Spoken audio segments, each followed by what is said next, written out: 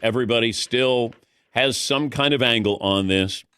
There's a crusade here for Shedeur Sanders. You know, this should not be lumped in with Colin Kaepernick. Completely different. But you're getting analysts or hosts who are saying, oh, you know, Kaepernick was blackballed. I don't think Shedeur Sanders was, although Boomer Esiason did say on his radio show that owners were told to take him off their draft boards, told their people to take him off their draft boards. Okay. I don't think that's collusion, but, you know, it feels like people are trying to make this more than maybe you just had somebody who was not as good as we thought. Maybe you had those doing mock drafts who didn't do a good job on this. They basically whiffed on it, and they took Deion's word that his son was great. And Albert Breer, the Monday morning quarterback, is going to join us coming up. And, you know, he had some interesting things to say. And he said, you know, let's just have an honest conversation about Shedeur Sanders. And he said it starts with the team's evaluations of Deion's son, Shedeur, as a player. Tuesday before the draft, Albert Breer, the Monday morning quarterback, said that it wasn't easy to find coaches or scouts who viewed the Colorado quarterback as a first-round talent. He's not a great athlete. He didn't show great arm talent. Bad habits of taking unnecessary sacks. Bailing out of the back of the pocket. Had trouble playing on time in general. Did things off schedule. And they weren't going to translate to the NFL. Also, he did not take blame when asked about interceptions when he was interviewed by some teams. Okay. But did we think he was going to drop to the fifth? If we knew all of this, then why were we still banging the drum that he should be a top 10 pick, 15 pick, first-round pick, Steelers at 21? I mean, it was right there in front of us, wasn't it? It's the same thing with Johnny Manziel. Johnny Manziel, everything that was going on with him was right in front of us. It felt like we didn't want to ruin the story. Like the story was great, Johnny Manziel. And then if you realize the guy didn't love football. I think he was great at football. He cared about being a star. Didn't put in the time. Stuff that went on at Texas A&M. Thank God he had Mike Evans as his wide receiver. So it was right there. We sometimes have wishful reporting. And I don't know if people wished that Shedeur Sanders was going in the first round, but we certainly like the prospect of, could he go to the Steelers? What's Deion's relationship with Mike Tomlin? What about the Rams? Would the Rams go up and get him? Are the Giants going to go back into the first? So we created all these scenarios. And really, I think Shedeur Sanders needed somebody who was going to be honest with him. I think his son, or being the son of Deion, there is entitlement there. I think it's your team. You're able to do what you want. You're the quarterback. But are you as good as you think you are? Like, you can tell us, and your dad can tell us. I just think that they probably needed somebody in their camp to say, I'm going to be honest with you here.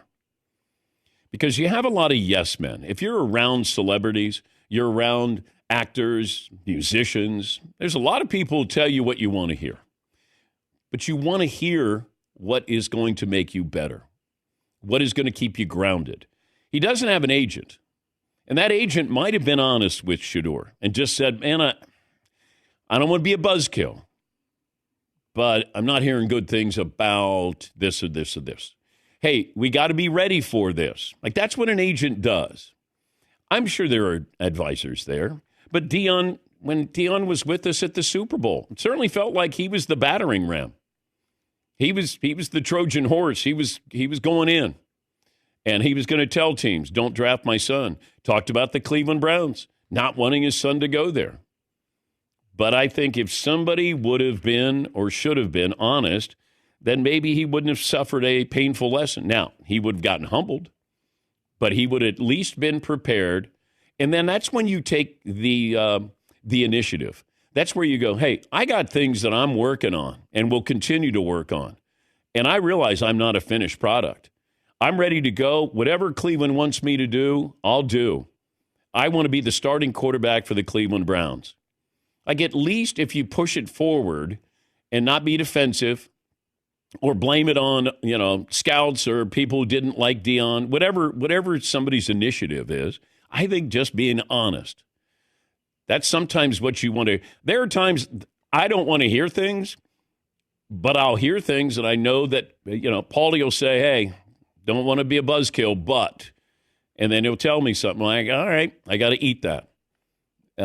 This is what Shedeur, I think, needed, because the truth is the best advice of all in a situation like this. And you get caught up in this. You're like being told, a lot of sycophants out there, they're going to tell you what you want to hear. Man, you're great. Man, you get those Giants cleats, man. You're going to the Giants, You and Malik Neighbors, you're going to be, it's you, man. I mean, that's why you have guys who watch Entourage.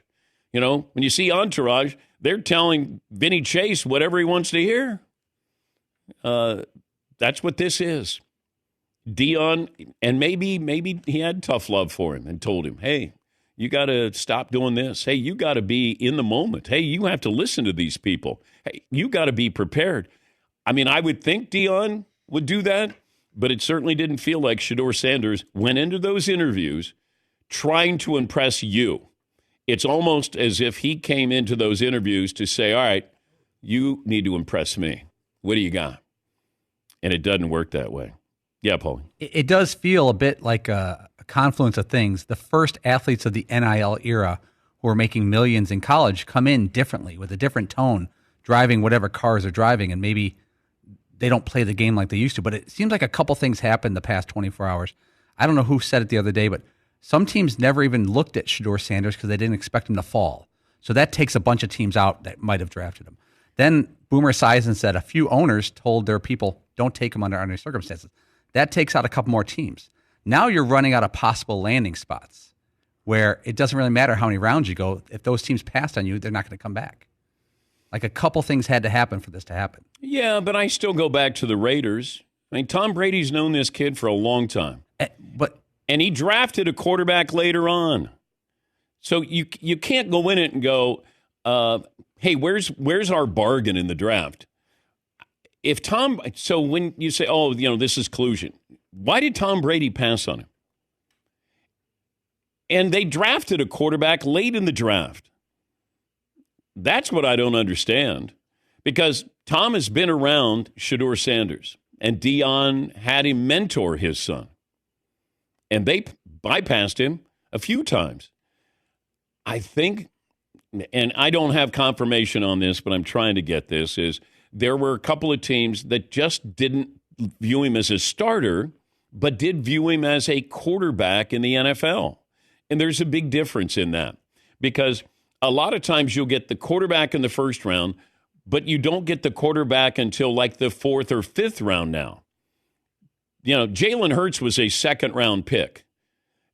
But, if you look back on some of these drafts, a lot of times you don't get the second-round, draft pick at that position, because you're either good enough to be in the first round or you're going to be later on because you're a backup quarterback. Now, some of these guys will take snaps as a starter this year. I truly believe there could be 3 or 4 of these quarterbacks who were taken later who will play this year in the NFL. But that doesn't mean they're first-round, talents. That doesn't mean they're a franchise quarterback, a starting quarterback. And I think that's what happened with Shedeur Sanders. He was a really good college quarterback. He got by with doing some things that he needed to really clean up on. And these are things that I told you about with arm strength, line of scrimmage, speeding things up.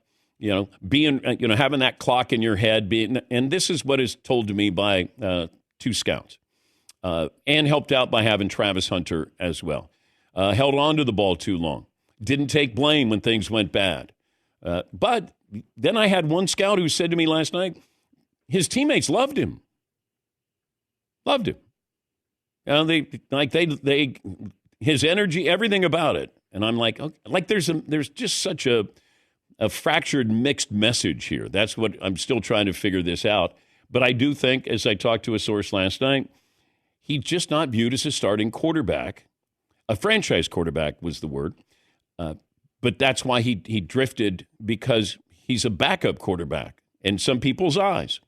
And I think, Cleveland going back in to get him, that felt like that was an owner doing Dion a solid there and his son. It really felt that way, whether that's true or not. And I think Cleveland was the right place for him. I really do.